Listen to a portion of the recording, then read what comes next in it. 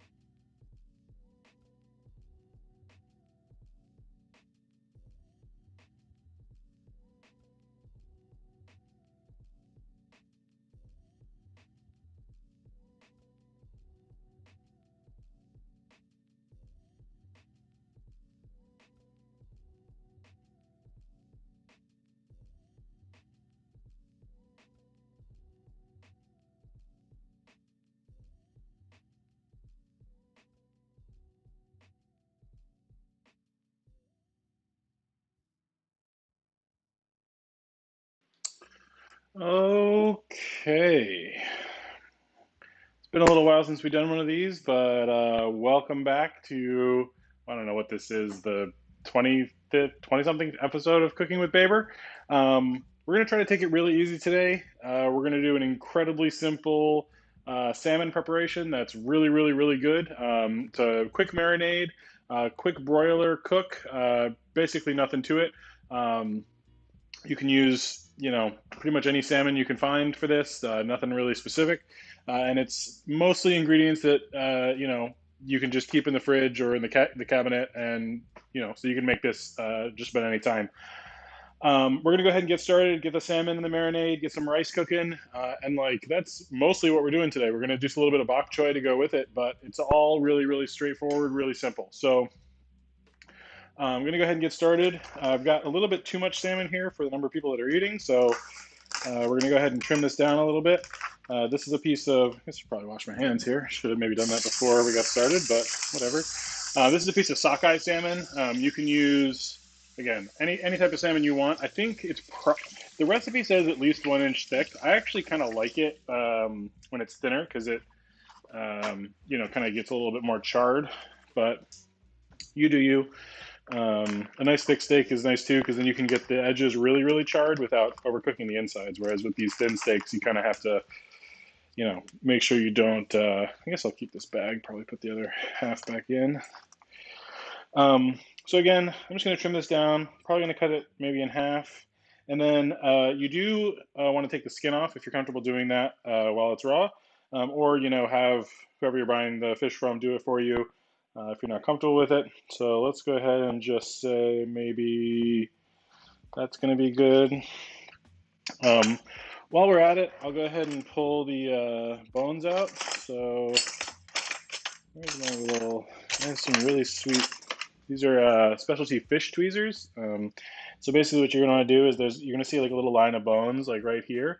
So what you can do is just kind of go in and either using your trusty fish tweezers or, you can use your fingers, but it's a lot more difficult.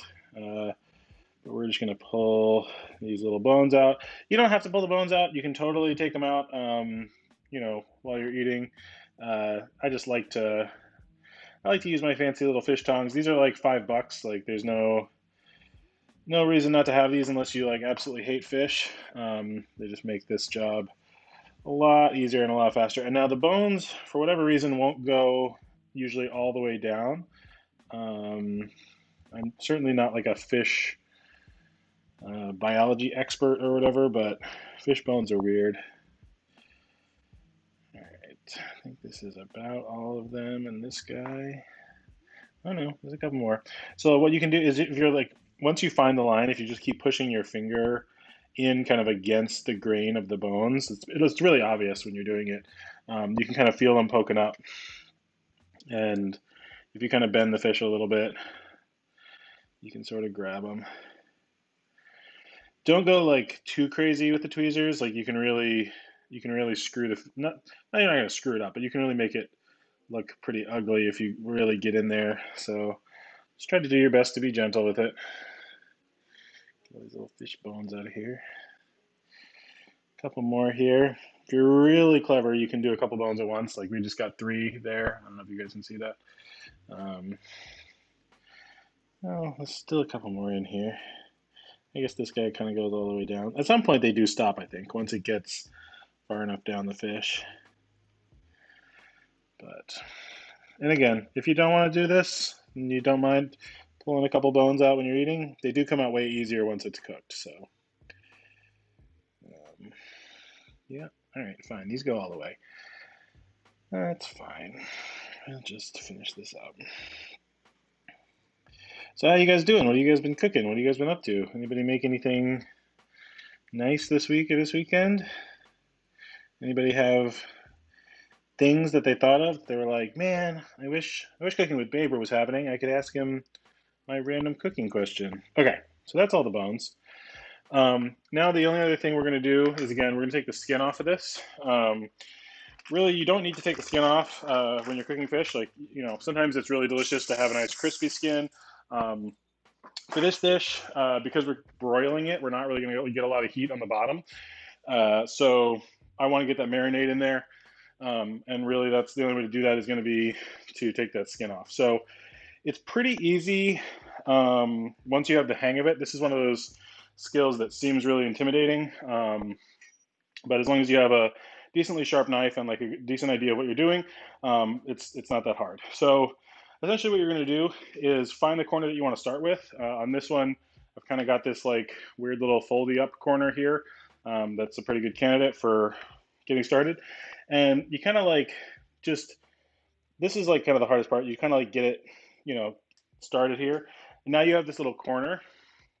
Hopefully you guys can sort of see this. I don't know, I'm not doing a great job demonstrating. So essentially what you're going to do is you're going to slide your knife angled like slightly down. And the fish skin is pretty resilient, so you're not actually going to cut through the skin. You're just going to kind of run along it. So let's see if I need to start this a little bit better here. So got my little flappy, and you essentially just kind of like hold the little flap down. Of course, I've already started this poorly and cut into the skin. The perils of doing things live, I guess. All right, that's a little bit better. Okay, so again, just gonna kind of cut into it, holding. Wow, I'm doing a very poor job. I'm gonna start on a different corner. Oh, and there's more bones. Man, we're off to a good start here. So again, I'm just gonna start this here. Get my knife in there. All right, there we go. So I'm kind of pulling the skin taut and just sort of running my knife mostly parallel to the cutting board. Wow, I'm doing a garbage job at this. Okay, this is going really well. Normally this is a little bit smoother than this. All right, so completely deboned. You guys can see that was deskinned in the most professional manner possible. Absolute professional over here. Yep, deskinned, skinned, it's all the same. It's not true. Skinned. Yeah, like bone, deboned. The fact that those mean the same thing is really bizarre. All right, let's try this one more time.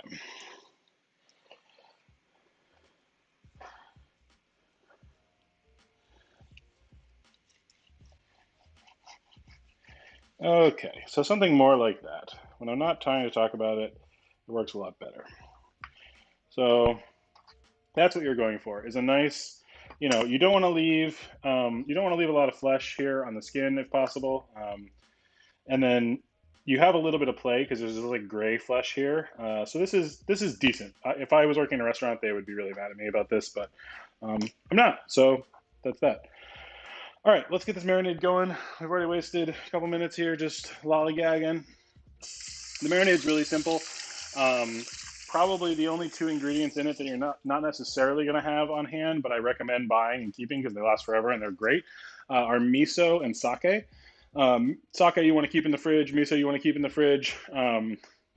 Both really versatile, both really delicious. You can use, there's a couple different colors of miso. There's like red miso, white miso. I forget what the differences are other than the color. I've got a red miso here that I need to finish off, so I'm going to use a little bit of that one and a little bit of the white miso that I'm going to open up here. I hope I'm not going to butcher this, but I believe miso is just like a fermented soybean paste with some wheat and like this, I think it's like koji or something, which is like a rice mold or something, which sounds really bad, but it's actually really delicious. And it gives it that nice kind of like funky flavor. If you ever had miso soup is mostly this miso paste. Of course, I can't open this. If you're ever really wanting to like, you're making some like ramen or some udon or something from a package, and you really want to make it extra delicious, throw a little scoop of miso in there. It'll really, really bring it together. I mean, you basically just made, miso ramen, but which is a thing. So I've got, something like that much miso. You're going to do about the same amount, maybe a little bit less of sugar. This is a fairly sweet marinade. It's going to let it brown really nicely because those sugars are going to caramelize and get all delicious. Again, the sake, about quarter of a cup ish. A little tiny bit of, I guess I could be doing this in a place where you guys could see this. Little tiny bit of soy sauce, so maybe like tablespoon or so. Not too much. We're not trying to make this super soy heavy. Little vegetable oil, so I got some canola oil here. Tablespoon or two. I think that's about it. We'll just check here. Miso, sake, soy sauce, vegetable oil, sugar, salmon. Love it. I'm going to go ahead and, because this is served in portions, I'm going to go ahead and, so your mom's not having any, Beth? For sure? Okay. So I'm going to go ahead and portion this. We'll just do 2 portions here, fairly large. It's fine with me. And then we're going to throw these in a baggie after we whisk that up. So go ahead and get these in our baggie. I'll wash my hands again. I'll get this cutting board out of the way. Wash our knife.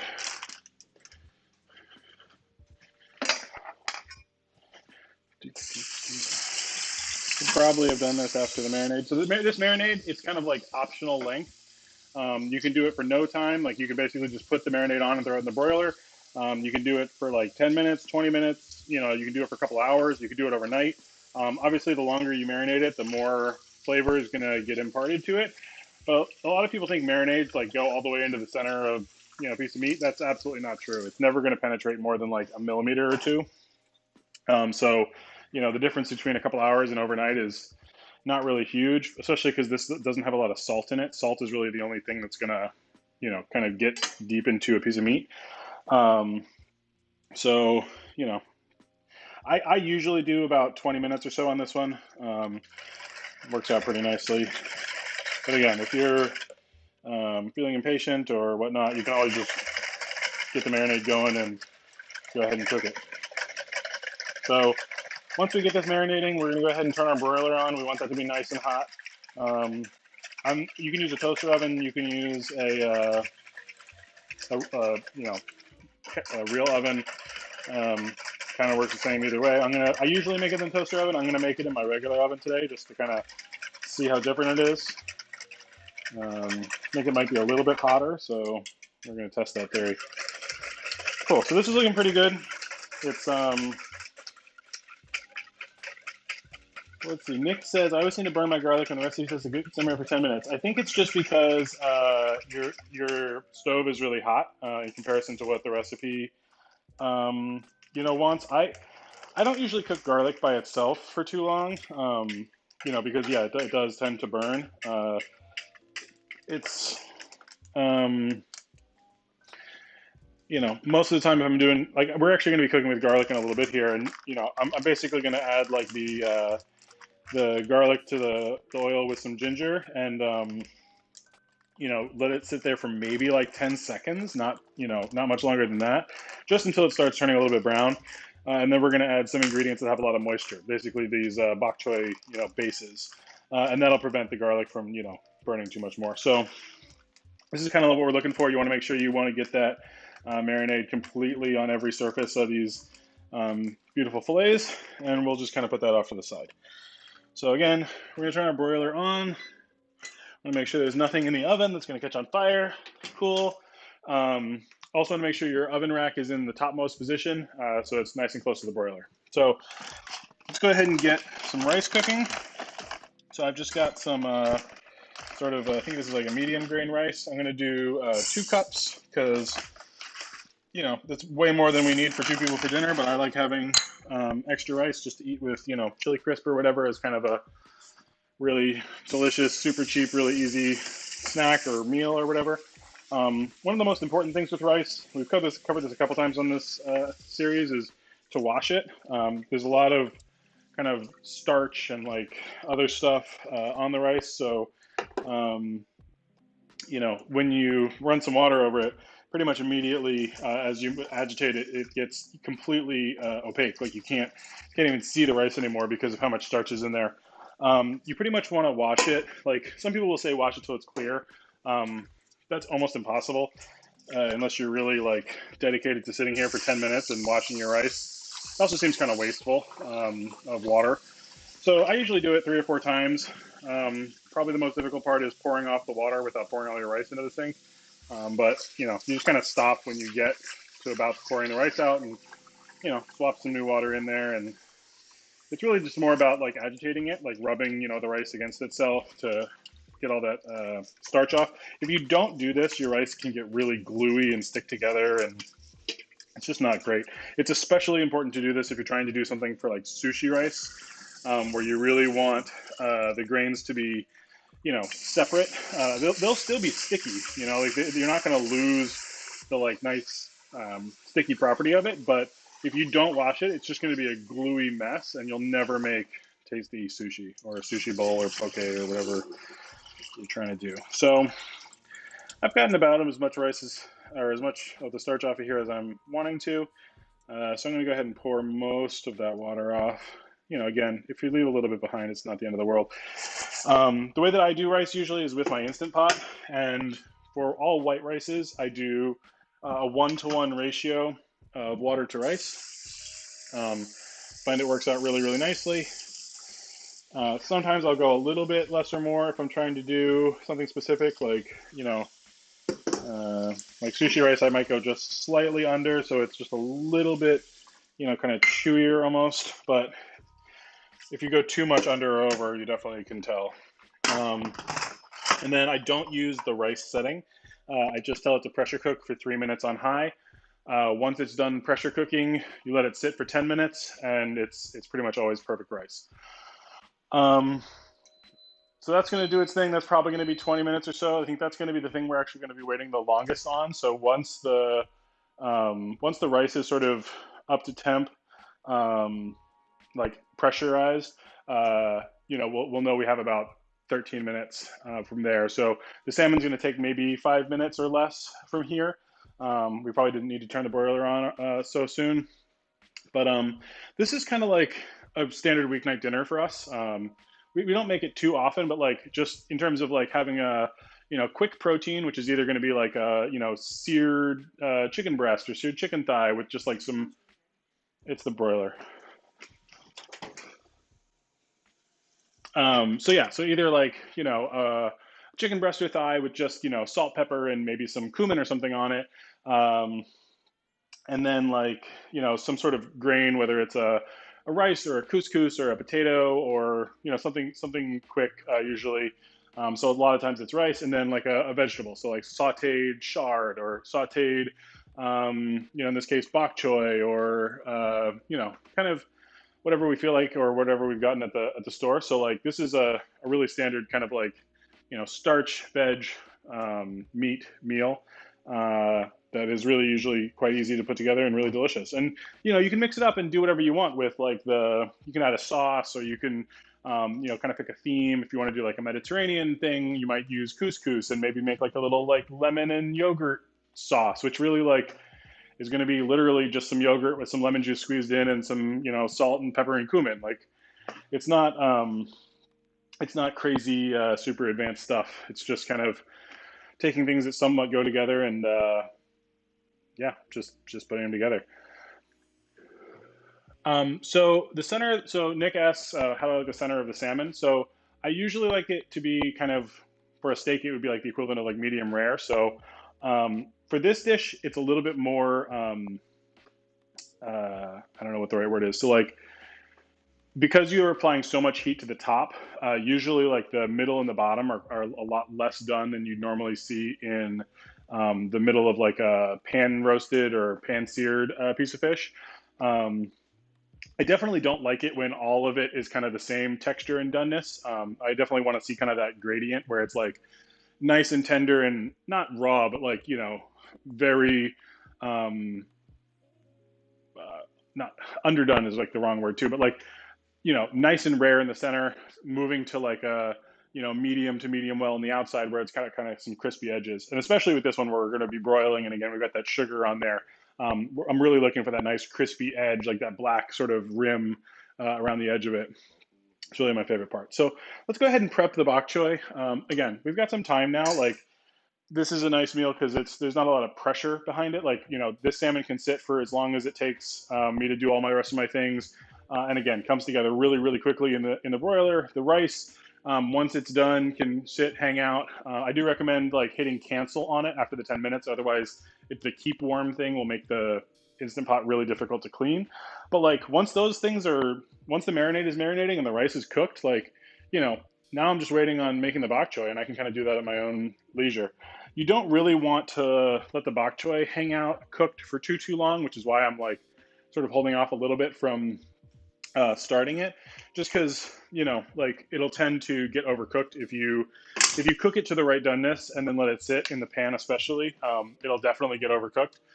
So if you know you're going to be waiting a little bit with the bok choy cooked, you can like undercook it just a little bit, and that's going to be give you your best chance at you know, not completely obliterating it.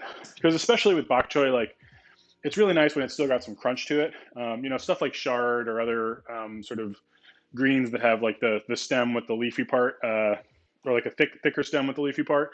You can kind of push them a little bit farther. Like they're nice braised. Whereas I don't really love like a braised bok choy. I would much rather have like a super high heat bok choy where it's like, you know, you know, I would even do it in a wok, or like I think Kenji has a recipe where he uses a blowtorch to like get even more heat on it while you're cooking it, which seems freaking awesome and maybe like a little bit too much. So again, just gonna do a little bit of cleanup here. Then we'll go ahead and prep our bok choy stuff. And you know, obviously, if you have questions or whatever, let me know, and we'll just keep going from there. Let's see what's going on here. Cool. Yeah, so let's see. I do highly recommend. So, like, we got this salmon a while back, and it's just been in the freezer, but in a vacuum seal bag. So, you know, it's not. You know, you always want to eat stuff when it's totally fresh, but like, you know, sometimes we have a meat share and we can't really eat all the meat at like the moment we get it. So just being able to kind of like store stuff in a way that it keeps pretty much, you know, 80% of its quality is really handy, and the vacuum sealer does a really good job of that. So like highly recommend it. They're not very expensive. Like you can get a cheap one for, I don't know, 40-50 bucks. And it just, you know, prevents freezer burn for the most part, as long as your bags aren't getting punctured. And yeah, it's highly recommended here. So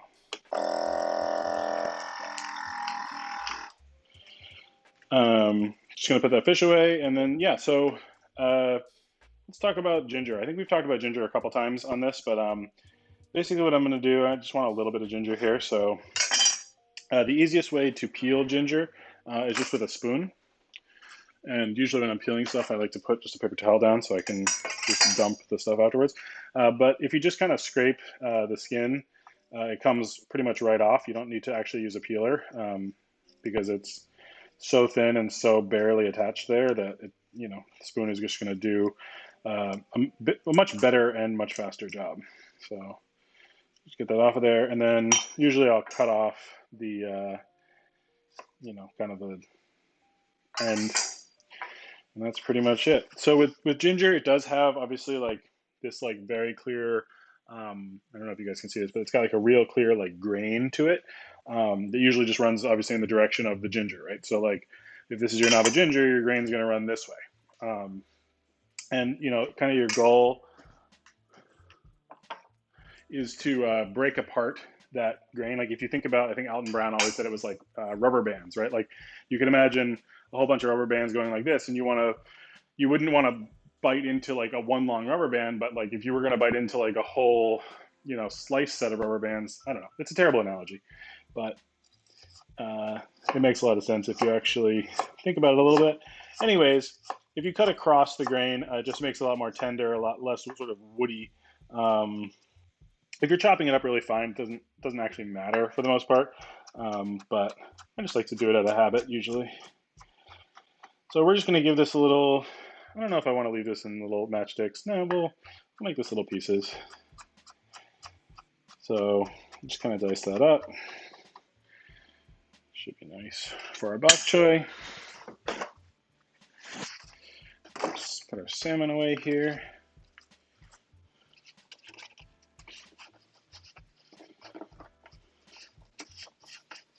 I don't quite understand this. This is like a new vacuum sealer, and I don't quite understand how the drip tray is supposed to work. I haven't really quite mastered that, but it's sealed nicely. Go ahead, and if we remember, we'll just give our salmon a little massage. Work that marinade in there a little bit. Make sure again that all the surfaces are nice and covered. Maybe give it a little flipper to let gravity kind of help us out. Throw this. If you're ever resealing something or sealing something that was like very wet when you put it in the bag, you want to make sure you clean out the kind of gap above the seal. Otherwise, you're just kind of letting that hang out in your fridge, and that's no good. So, all right, so that's now pressure cooking. We're about 13 minutes away from the rice being done, which again is not kind of like doesn't mean that we need to eat in 13 minutes. It just means that we can start eating in 13 minutes. Do a little bit more cleanup here. Compost all these paper towels that I'm needlessly wasting. All right, so we got our garlic. Let's get some. Oh, we got our ginger. Let's get some garlic. So again, I use pre-peeled packed garlic. This stuff is great. I bought this, I don't know, like a couple of weeks ago, and it's still like perfect, delicious. This was actually really expensive from H Mart, so I don't know if they're using like really good garlic or something. Probably not. But usually it's just a couple bucks, and I'm so tired of peeling heads of garlic that it's worth it to me. And usually I make it through the whole container before it goes bad. So like, not throwing away, not wasting. Cool. So for this, I think I'm just going to do some nice little slices of garlic. Obviously, if you want to use, a microplane or a garlic press or something, like, don't care, sure thing. I kind of want a little bit bigger pieces because they're going to look pretty, and basically the smaller you make your garlic, the more garlic flavors there's going to be. So I'm using 3 cloves of garlic here, and I'm going to cut them fairly into large pieces, so it's not going to be like a crazy amount of garlic flavor. Whereas if I took 3 cloves of garlic and I microplaned all 3, that's going to be a lot more garlic flavor. And I'm not going to say that's going to be a bad thing. But like, I'm not trying to make like a super duper garlicky dish right here. All right, so that's pretty much all set.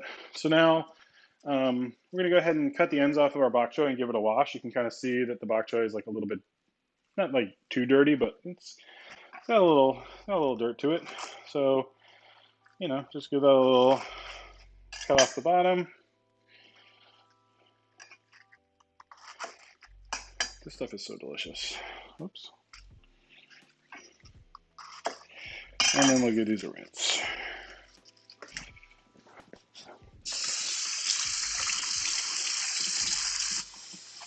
Let's pretty much a good idea to rinse most of your veggies. I do it sometimes, not all the time. Um, Veggies can be a pretty big vector for food shenanigans. You don't like that, so definitely give it a rinse, especially if it's looking sort of nasty. Most of the time, it's just like dirt or sand, so it's less about food safety and more about just like nobody wants to bite down in sand. Leeks are especially bad with the sand because they're actually just like grown straight up in sand. So those you almost always want to split apart and get all that sand out of there. Leeks are delicious. Highly recommend if you're not using leeks in anything to check them out. Especially like a nice like braise or something as we get into like fall and winter. Boo. That you get some leeks into your stews. Cool. So that just finished the pressure. So now again we got about 10 minutes. We got about half an hour left. So I think we're going to be done here in the next 15 minutes or so.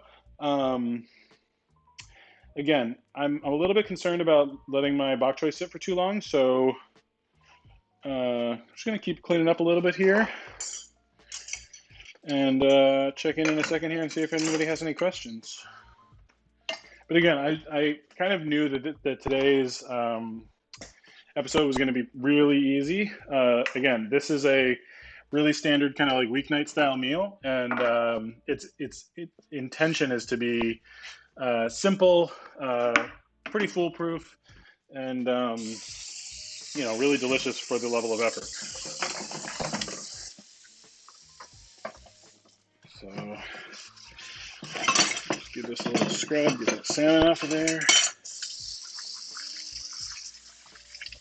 Cool. All right. Any questions? You guys are doing good? All right. Well, fine. Let's go ahead and get the bok choy cooked then. And so for the bok choy, other than the ginger and garlic, we're gonna do a little sesame oil, a little soy sauce. If I feel like doing anything else, I'll probably decide kind of on the fly here. So we're gonna get it. Oh, I can't use this pan. That's right. That's right. It's got to be induction. Okay. Guess I'll use this giant one. So pretty high. This is gonna be 375. So like high heat on your pan. Nick wants to know why do some people's fish really stink when they heat it up in the microwave at work? I don't think it's some people's. I think if you're heating up fish in the microwave, it's just going to smell horrible. Like I don't know why. Even if it's like even if it was the freshest, most delicious line caught yesterday, whatever fish, for whatever reason, like reheating fish in the microwave is just like a nightmare disaster zone. Don't ever do that for any reason, pretty much. If you're gonna reheat fish, like just like reconsider your life choices, I guess. I don't know. Pretty much the only time that we have leftover fish is like if we are making like those tuna bowls where we have like the seared tuna and spicy tuna. Like sometimes I'll make too much spicy tuna and then I'll just like put that in the fridge, and then the next day I'll make spicy tuna rolls or whatever, and I'm basically just pulling it out of the fridge and putting it right in the roll. Or like today, I probably should have made a little bit more salmon because we actually like to give it to Ellie, but we just give it to her cold. So I can't think of any really good reason. Or I guess maybe we made like a fish stew or something, but then you're heating it up on the stove and it doesn't smell as bad on the stove. So like, yeah, there must be something about the way that like the microwave heats like by vibrating the water, right? And like that heats it up. So it must be something about like the way that releases the fishiness. I know exactly the science behind this, and I also heated up this pan way too much. So everybody just relax. It's gonna be fine. But yeah, this is ripping hot. So if you wanted to see how to burn garlic, this is gonna be a perfectly good example. So my plan was to add the garlic and ginger and then chop up the bok choy stems while I let that cook a little bit. But if I do that, I'm gonna burn the crap out of the garlic. So we're not gonna do that. We are going to instead do the correct thing and do our mise en place. So I like to do the thick stems separately from the leafy parts, just because the leafy parts take so much less time to cook. Um, so that's what I'm going to do here. I'm just going to chop basically the stems off and into, kind of bite-sized pieces. And you guys are on the wrong camera view, so you can't see what I'm doing, but that's fine. Not very exciting. I'm just chopping up bok choy. Okay, so now we've got our stems and leaves separated here. We can get our now not smoking hot pan back on the heat. We can add our ginger and garlic. And we're actually going to, since we've got 5 minutes on the rice, we're actually going to go ahead and put, before we start this, I'm going to turn this off. This is a good lesson in timing. So we're going to take since it takes about 5 minutes to do the bok choy from here, and it takes about 5 minutes to do the salmon from here, and the rice is 5 minutes from being done, we can go ahead and put our salmon in, and everything should be done roughly at the same time. So we're going to save our marinade just in case we want to add any to our bok choy. Probably won't do it, but you never know. So let's get this in. Whenever you're broiling, you want to set timers. So I'm just going to go ahead and set a timer here, even though pretty much everything else relies on this. It's fine. All right. Get our pan back on. I'll do a little bit lower heat this time. Beth is sending me chats about why the fish is smelly. Strong smelling aldehydes? Yeah, that sounds... Oxidation of fatty acids. That's the answer. Oxidation of fatty acids. So Andrew Rita says, I like fish, but my family does not. Any suggestions for types of fish or recipes you suggest? Yeah, so I think that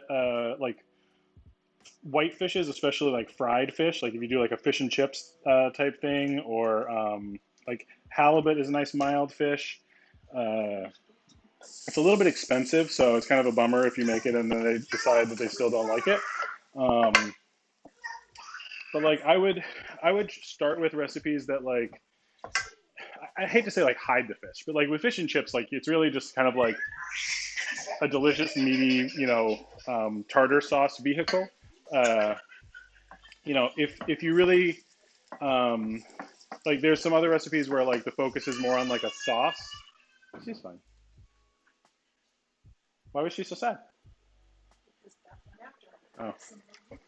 Anyways, so yeah, I mean, I've got a halibut recipe that I do with a really delicious kind of gingery, curry-y sauce, and it's really delicious because the fish is really good, but it's also really delicious because that sauce is so good. So the more you focus on other flavors besides just the fish, that's I think more important than the type of fish. I obviously wouldn't start with something like a mackerel or something with a really, really fishy taste, because that's just going to be shooting yourself in the foot, because that's kind of that's a challenge fish. But anything like a cod or tilapia, or any of the nice white fish are going to be a good starting place. This actually might be a good recipe too. It's sweet and it's got that kind of funky savory flavor. So it's less about the flavor of the salmon and more about the marinade. Which again isn't to say that the salmon being high quality and whatever isn't important. I mean, you're going to have a better dish with better salmon, but you can also hide a lot of flaws with really pungent, or not pungent, but a really strong or sweet marinade. So I don't know if you were paying attention there to what I was doing, but I kind of let the garlic and ginger go until they were, starting to brown a little bit, but not really blacken. And then added these stems, which pretty much immediately brought the temperature of the pan down, which is going to prevent the ginger and garlic from burning. And then as these kind of cook, they're going to render off a lot of water, and just basically keep that ginger and garlic from burning. So I'm going to add some salt, even though I'm going to add some soy sauce later. The salt is going to do a couple things. It's going to draw moisture out of it faster. And just, if you season as you go, you have a lot more opportunity to get flavor kind of really into the food that you're cooking. Not too much salt. That was like, a teaspoon or whatever. So the salmon's looking nice.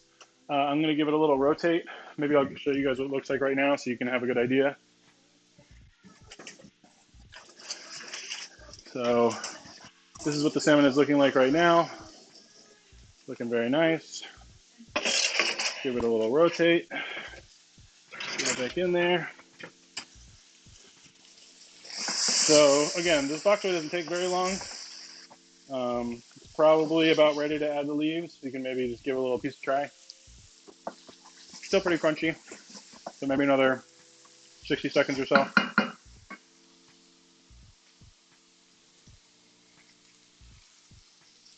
Yeah, right? So Bhuvna says, real gems in today's cooking session, fish and chips, just mechanism for transporting tartar sauce. I agree. Like, yes. There are a lot of things that are just mechanisms for sauce. I mean, chicken tenders, mechanism for, barbecue sauce, or, honey mustard, or whatever your sort of favorite thing there is. So we've got about 20 seconds left on the fish. We can probably go ahead and pull that. It's looking really nice. I'm going to temp it just to see, because it is really different on the thick edge versus the thin. It's only 98 in the center, the thickest part of the big one. It's 110 in the center of the thin one. So I'm going to call the thin one done.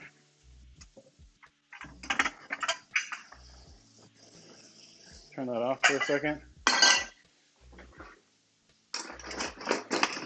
Fish spatula here. I'm going to get the thin one off of here onto a plate. I'm going to get the thick one back into the oven.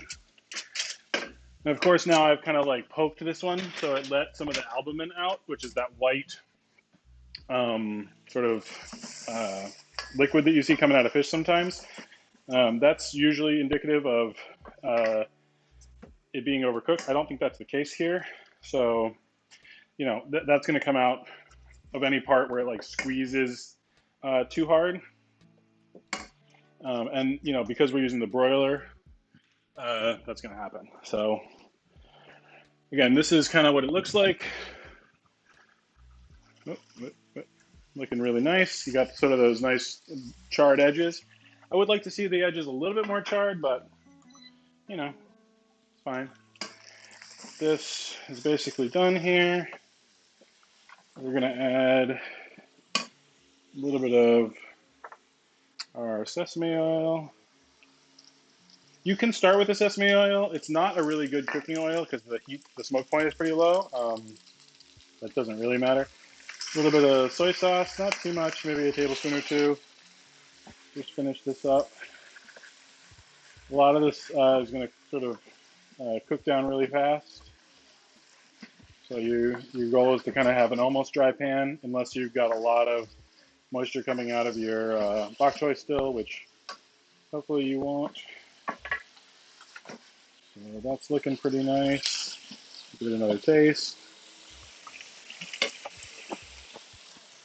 Pretty good. Check on our salmon here. A little bit on fire.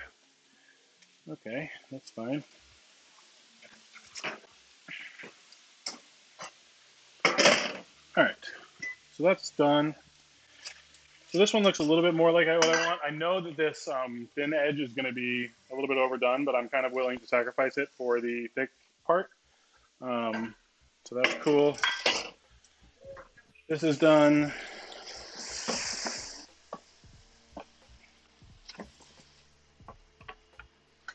I'll just give it one more taste here and make sure.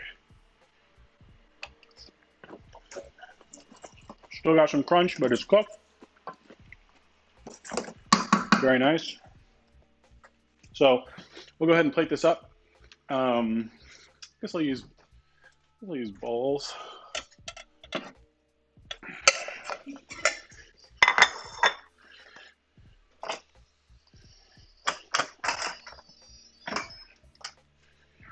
So we'll get our rice cooker open here.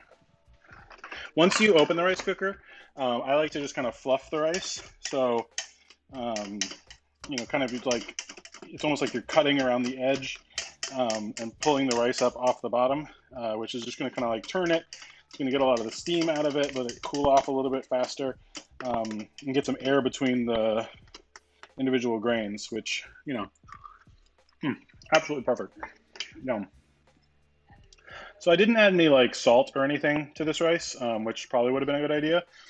A lot of people don't. They'll just cook the rice totally plain. I like a little bit of salt.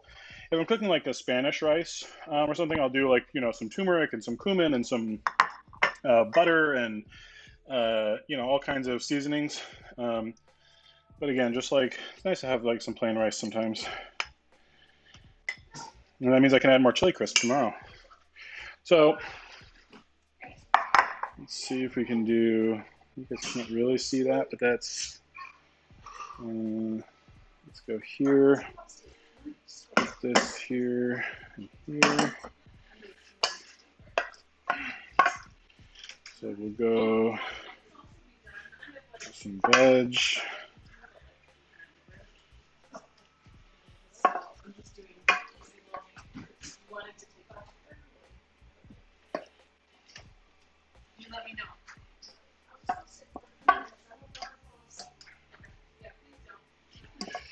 And then we will take some salmon here. Beth, you ready for dinner? Yeah, that's when I eat dinner.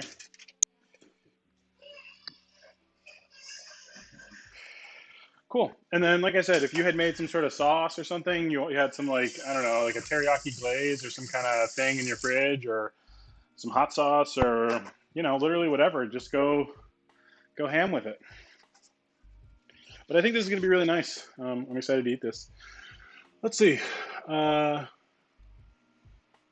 Rita says, I normally cook my salmon in the oven in a Pyrex. It's about 2 inches deep or so. Recently, I tried to cover the Pyrex with tinfoil while it's cooking.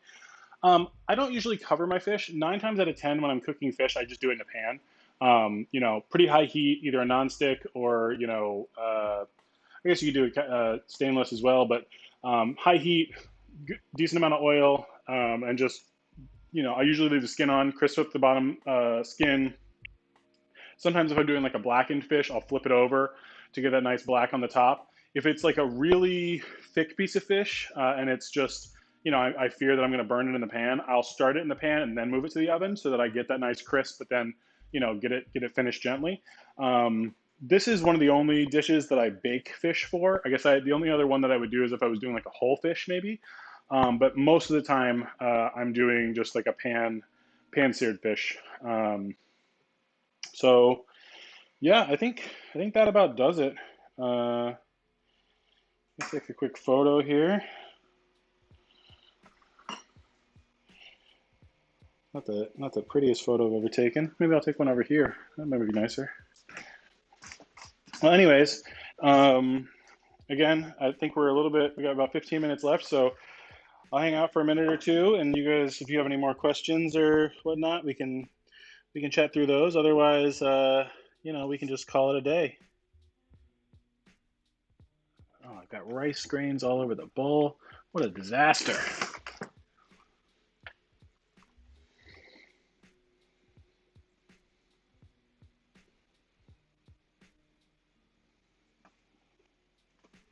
Very challenging. Very challenging. Okay. Well, I guess the only thing left to do is to give this a taste, see if it tastes awful or delicious, and, you know, call it a day.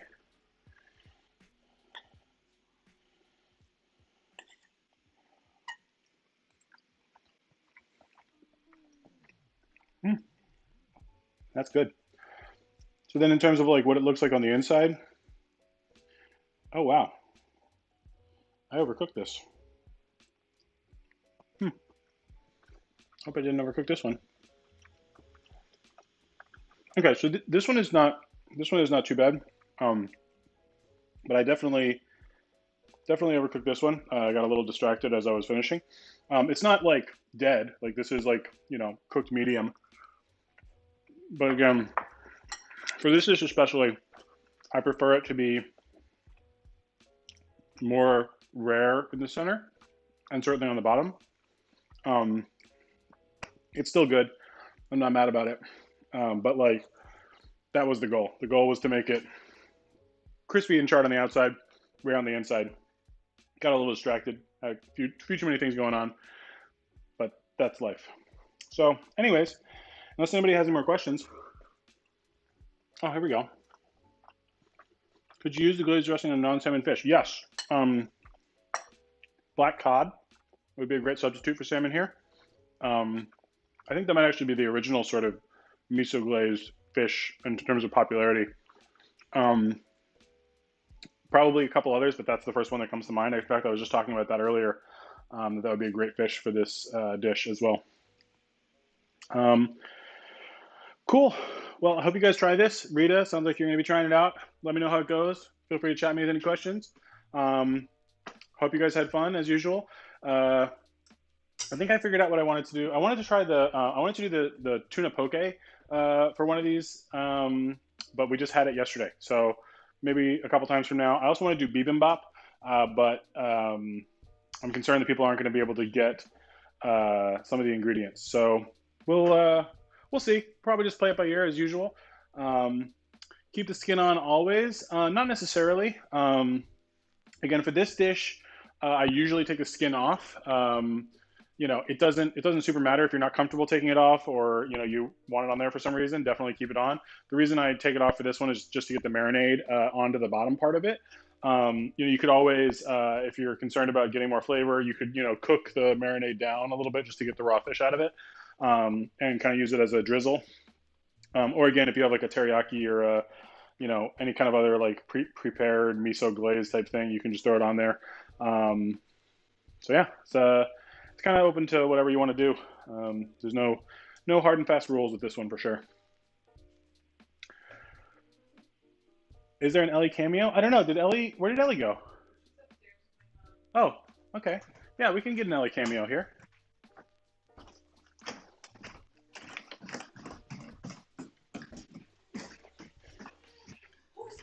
Ellie, the people want to see you on the show. Go see. Go Yeah. down. Go Yeah, say yeah, hi. yeah. Come on. Oh yeah. No, I'm gonna give you some salmon.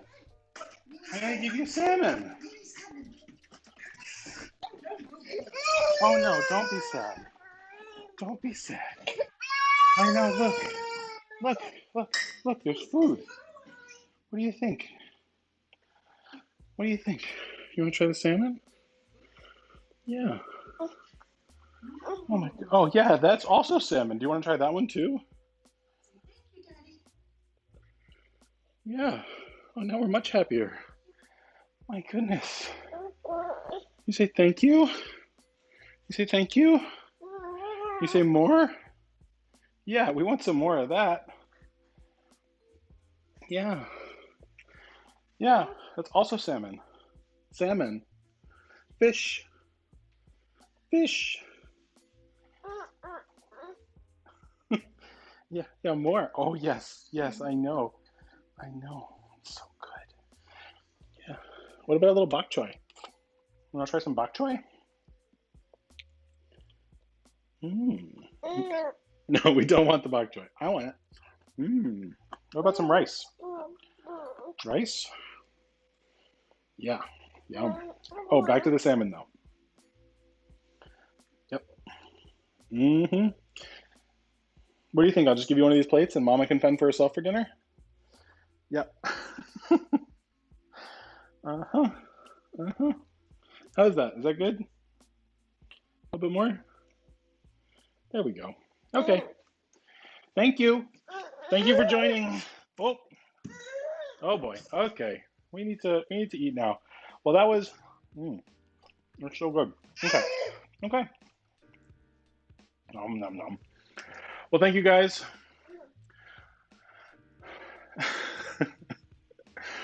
Have a great one. Next time I'll try to get Ellie more involved. We'll probably have to apply her with food for the vast majority of the. Chop all the vegetables. Oh, she can chop the vegetables. Yes, I forgot.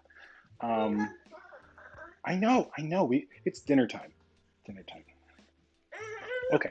You want to get back up here? Yeah. Hi. Oh boy. Oh boy. Okay. I'll do a couple more pieces. You can wave to all your adoring fans. Yeah. Can you say bye? You say bye, everybody. I'm gonna have dinner now. Bye. You see the people down here? You say bye. Bye bye. You say bye bye. Bye bye. Bye bye. No? We're shy? We just want salmon. You say, can I have some more? Yeah, that's what I thought. That's what I thought. You say thank you. Yeah, yeah. You say bye bye. Ellie, you say bye bye. You say bye bye. Say goodbye, everyone. It's been so nice to see you. Bye bye. Okay. One more piece. You say more? Yeah, thank you. No, you don't actually want it? I'll eat it. Okay. All right, guys. I'll see you next time. This has been fun.